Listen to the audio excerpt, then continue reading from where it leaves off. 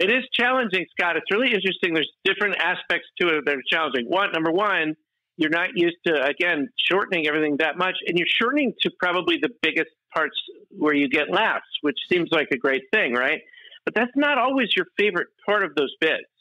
I mean, being a comedian, that your favorite parts might be some esoteric tag, meaning tag for the people who don't know is like the thing you do after the joke, or some weird part of the setup. Like, it's not always the thing that you like best that you're doing on the television show.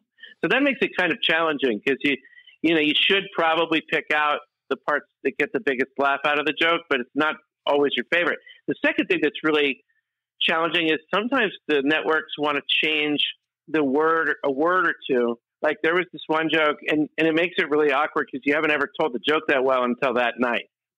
So, like, at the last minute, they'll say, I remember one where they said, I had this joke about, like, pulling some things out of my pouch or something, if people were marsupials, something like that.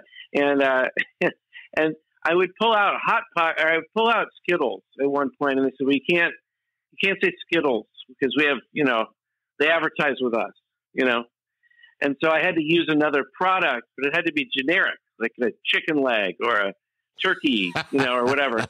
And the joke, for like 2 weeks, I tried to pull different things out of the pouch for the joke, and none of them worked. And eventually I just pulled the joke. So I was like, it doesn't work without the product itself, Oh, that's so funny. So like you're totally like adjusting as you go along, or they say like, or right before you go on, they'll be like, can you change this one phrase? And you're like, okay. I mean, you don't really have the power to say no. You know what I mean?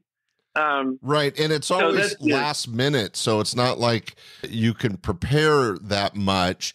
The fact that they gave you a little bit of a heads up and you got a chance to try